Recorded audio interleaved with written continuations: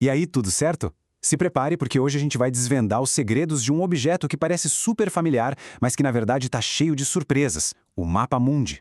Vamos descobrir juntos que o jeito como a gente vê o mundo no papel, bem, talvez não seja bem como ele é de verdade. Ok, vamos começar com a pergunta que vale 1 milhão. Por que aquele mapa que todo mundo viu na escola a vida inteira está, entre aspas, errado? A resposta para isso, olha, vai mudar completamente o jeito de olhar para o nosso planeta. E a prova disso está aqui bem na nossa frente. Dá uma olhada na Groenlândia. Naquele mapa tradicional, ela parece um colosso, quase do mesmo tamanho do continente africano.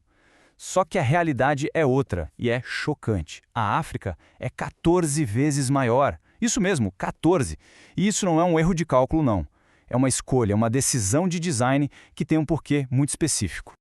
Então quer dizer que o mapa mente? Para responder essa pergunta, a gente precisa primeiro entender o conceito principal por trás da criação de qualquer mapa plano. A gente precisa falar sobre projeções. Pensa assim, projeção cartográfica é o desafio de tentar pegar a casca de uma laranja e achatar ela numa mesa sem rasgar. É simplesmente impossível fazer isso de um jeito perfeito. Sempre que a gente tenta transformar a esfera do nosso planeta num retângulo de papel, alguma coisa vai ter que ser distorcida. Ou o tamanho dos continentes fica errado, ou o formato deles, ou as direções. Não existe um mapa plano perfeito. Ponto final. E é isso que nos traz de volta para o mapa mais famoso de todos. A projeção de Mercator lá do século XVI não foi criada para mostrar o tamanho certinho dos países. O propósito dela era outro, e muito prático: ajudar os navegadores. Ela mantém as direções corretas, o que era uma mão na roda para os marinheiros traçarem rotas em linha reta. Para conseguir isso, ela teve que sacrificar o tamanho das áreas, esticando tudo que fica mais perto dos polos. Mas a projeção de Mercator não é a única do pedaço, não. Existem várias outras. A de Gale Peters, por exemplo, faz o contrário. Ela mostra o tamanho real dos continentes, mas aí distorce o formato deles. Já as de Hobson e Winkel-Trippel são tipo um meio termo, tentam equilibrar as coisas para ter um visual mais amigável.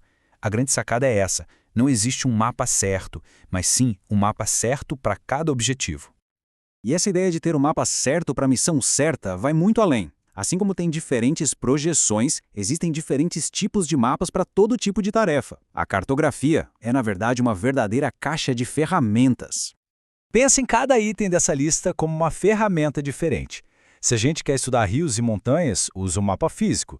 Para entender a geopolítica, o mapa político. Agora, os mapas temáticos são fantásticos para enxergar padrões, tipo onde a população se concentra mais. No fim das contas, o mapa que a gente escolhe depende da pergunta que a gente quer responder. Certo, já entendemos as distorções e os tipos de mapa. Mas como é que eles funcionam na prática? Qual é o sistema que permite que qualquer lugar do planeta seja encontrado com precisão? A resposta está nas coordenadas geográficas. As coordenadas geográficas são como se fossem o CEP ou o CPF de qualquer lugar na Terra. É um endereço global, único, formado por um monte de linhas imaginárias que cobrem o planeta. Sem esse sistema, pode dar adeus ao GPS no celular, a previsão do tempo, a navegação moderna. Nada disso existiria. E esse sistema todo se apoia em duas medidas: latitude e longitude. A diferença é bem clara. A latitude mede a distância para norte ou para sul, a partir da linha do Equador. É ela que influencia as zonas climáticas.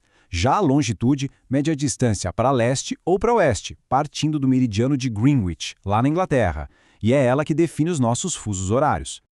E ler esse endereço é bem mais simples do que parece. É pura lógica. Primeiro, a gente olha a latitude, para saber se está no hemisfério norte ou sul. Depois, olha a longitude, para ver se está a leste ou a oeste. O ponto exato onde essas duas linhas imaginárias se cruzam, bingo, é a localização que a gente está procurando. Já falamos de projeção, tipo de mapa e coordenadas. Mas ainda falta uma peça-chave que transforma o mapa numa ferramenta de medição de verdade: a escala. É a escala que conecta o desenho de volta para o mundo real. Olha, sem escala, o mapa é só um desenho bonito. A escala é a legenda secreta que nos diz: ei, cada centímetro que você vê aqui no papel equivale a tantos quilômetros na vida real. Ela mostra pra gente o tamanho da redução que foi feita para fazer o mundo caber ali. Uma escala numérica como essa é a forma mais comum da gente ver isso. Quando a gente lê 1 para 100 mil, significa que cada centímetro no mapa representa 100 mil centímetros na realidade. E fazendo uma continha rápida de conversão, isso dá exatamente 1 quilômetro no mundo real. Simples, né? E agora, atenção para um paradoxo que confunde muita gente. A gente diz que um mapa tem grande escala quando ele mostra uma área pequena, tipo um bairro, só que com muito detalhe. O número depois dos 2 pontos, o denominador, é pequeno. Por outro lado, o mapa de pequena escala mostra uma área gigante, como um continente, mas com poucos detalhes. E aí, o denominador é um número enorme. É o contrário do que a gente imagina.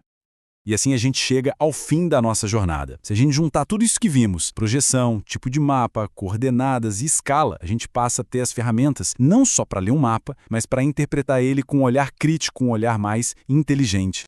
Então, a lição principal é essa. Na próxima vez que alguém olhar para um mapa, vale a pena se fazer essas 4 perguntas. Qual distorção ele está me mostrando? Para que exatamente ele foi feito? Onde fica esse ponto no globo? E qual é a relação de tamanho com o mundo real? Com essas 4 chaves, qualquer mapa vira uma fonte riquíssima de informação. E para a gente fechar, fica uma reflexão. Agora que sabemos que todo o mapa é uma escolha, uma representação com propósito bem definido, que outras verdades que a gente vê por aí, todos os dias, talvez mereçam um segundo olhar mais crítico? A cartografia nos ensina, acima de tudo, a questionar o jeito como a gente vê o mundo.